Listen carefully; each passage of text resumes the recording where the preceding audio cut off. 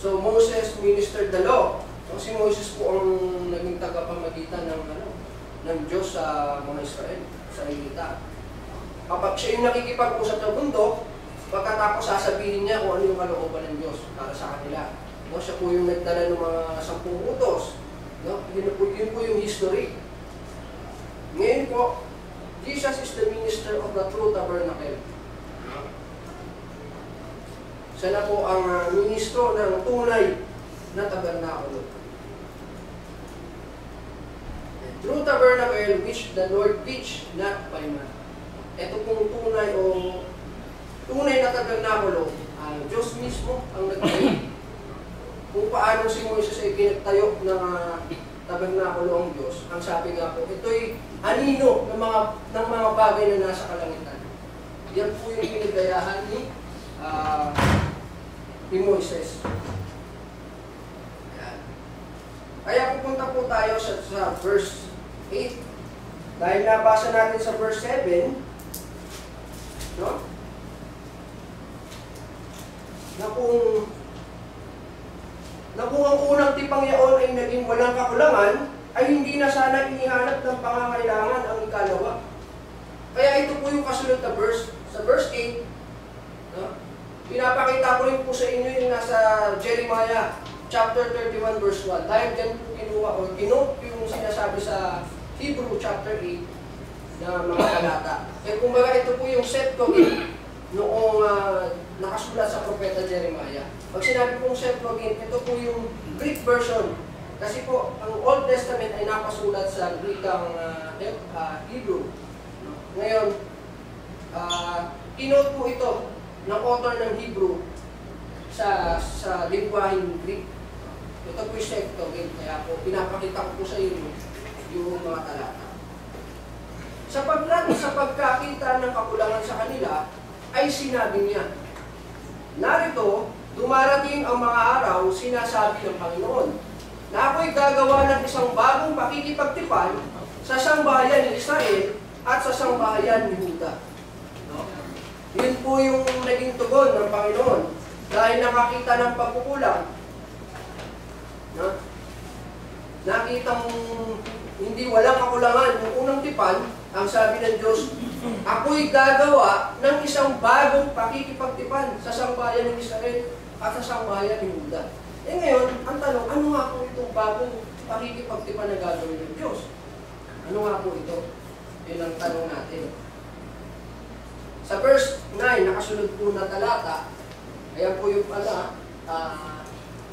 nasa Jeremiah, para po makupagkumpara po natin. Sa verse 9, hindi ayon sa tipang aking ipinakipagtipan sa kanilang mga magulang ng araw na sila'y aking tangnan sa kamay upang sila'y ihatid sa labas ng lupain ng Ehipto sapagkat sila'y hindi na natili sa aking tipan at akin silang pinabayaan, sinasabi nila. Yung pala rin yung isang dahilan, kaya gagawa siya ng bagong pakikipagtipan.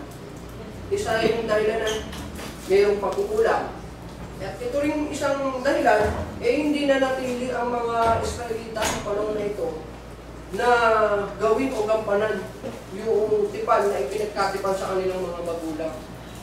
So ang tanong, ano yung pakikipagtipan na bagong gagawin ng Panginoon? Ang sabi, hindi ayon sa tipang aking ipinagkatipan sa kanila, sa kanilang mga magulang, ng araw nang sila itangnan ko sa kamay upang sila ihatid sa labas ng lupain ng Ehipto. So, yun po ang history. Di ba po? Inalipin po ang bansang Israel ng bansang Egypt. Nung bata po ako, napapanood ko po itong Semana Santa sa TV, yung The Bible, palabas po na The Bible, na pinakikita doon sa pelikula, na kung paano inalipin ng Egypto yung bansang Israel, no? Na mababasa natin sa Bible. Ganun po ang history. So, to make it short, tinawag ng Diyos si Moises. Ano po? Yun ang storya. Kaya po, ginamit ng Diyos si Moises para gawing instrumento para palayain ang bansang ito mula sa kamay ng Israel, ng mga Egyptians. Ano po? No? Pagkatapos silang palayain ng Diyos sa bansang Ehipto, Di ba o, naglakbay po sila sa ilang, pumunta silang wilderness, bago sila makapasok sa tinatawag na promised land, natira muna sila sa ilang, sa wilderness. At doon, nakipagtipan ang Diyos sa kanila sa bundok ng Sinai. Doon nga po ibinigay ang mga aral, ang mga pautusan, yun po ang history, ano? Kaya po sinasabi dito, yung bagong pakikipagtipan ng Diyos na gagawin, sabi ng Diyos, hindi na ayon sa tipang ganun. Hindi na ganun. Yun ang sabi yun sa makatwid, yun po ang sinasabi ng Diyos. Hindi na katulad ng ipinagkatipan ko sa inyong mga magulang. Nung sila'y pinakawalan ko sa Egypto. Yun po ang history. Ano nga po yun? Ano nga po yung tipan na ito? Bago po yan, ito nga po pala yung history. Ano? Ito po yung history. No? Para po mas mabigyan natin ng historical background. Dito po sa Exodus chapter 34 verse 1, ang mababasa natin po ay ganito. At sinabi ng Panginoon kay Moises, umukis ka ng 2 tapyas na bato na gaya ng una. At aking isusulat sa mga tapyas ang mga salita na nasa unang mga tapyas na iyong sinila. So, ang nangyari po kasi niyan, pagkababa ni Moises, nakita niyang, kasi 40 days and 40 nights ba naman siyang nasa bundok. Tapos naiwan sa baba yung kanyang mga kababayan Israelita. Nainip sila, wala silang makain. So, gumawa sila ng Diyos-Diyosan. Gumawa sila ng gintong kuya. Kanilang sinamba, tunayawan. Pagkababa ngayon ni Moses, natatnin na yung kanyang mga kababayan na ganito ang ginagawa. So sa galit niya, hindi niya hagis niya yung 2 tapyas na bato para sirain yung Diyos-Diyosan na kanilang sinasamba. Yun po ang storya, no? Kaya po sinabi diyan, pinagagawa siya uli ng Diyos, si Moises. Umugis ka ng 2 tapyas na bato ng gaya ng una. No? Na iyong sinira, sabi nga ng Diyos. Yun po ang history. Kaya sa verse 28, tanong po tayo sa verse 28, ganito po ating mababasa.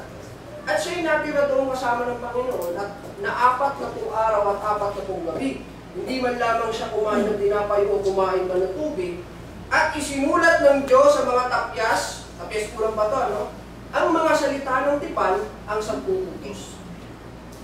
Ito po yung unang tipan na sinasabi ng Diyos na ipinagkatipan ko sa inyong mga magulang nung sila'y pakawalan ko sa Egypto.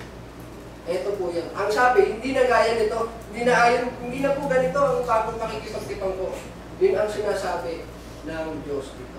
Kaya po yung history, ano, para po meron lang tayo background. So tuloy po natin, ano nga po itong pakikipagtipan ng Diyos. Sapagkat ito ang pakikipagtipang aking gagawin sa sangbayan ng Israel, pagkatapos ng mga araw na iyon, sinasabi ng Panginoon, ilalagay ko ang aking mga kautusan sa kanilang pag-iisip at sa kanilang mga puso'y aking isusulat ang mga ito. At ako'y magiging Diyos nila at sila'y magiging bayan ko. So magkaiba po, ano? Yung unang tipang ginawa ng Diyos sa kanilang mga magulang, nakasulat sa 2 tapyas ng bato. Nung sila'y pinakamalan sa kamay ng Egyptio. Ngayon, ang gagawing pakikipagtipan ng Diyos, ilalagay ko ang aking mga kautusan, hindi na po sa tapyas ng bato sa kanilang pag-iisip at sa kanilang mga puso'y aking isusulat ang mga ito. May pagkakaiba po talaga, no? Ano naman po ngayon ang ibig sabihin ng Diyos God? Ano ang katuparan ng kanyang mga salita na ilalagay na sa ating mga isip at isusulat sa ating mga puso ang kanyang mga kautusan. Alamin natin ang paliwanag ng Biblia tungkol po dyan. Alamin natin ang apostol ng Panginoong Kristo sa 2 Korinto chapter 3 verse 6 to 8. Ganito po ating mapabasa. Na sa amin naman ay nagpapaging sapat na mga ministro ng bagong tipan. Ito po sila po mga apostol ay ministro ng bagong tipan. Ito ang sabi.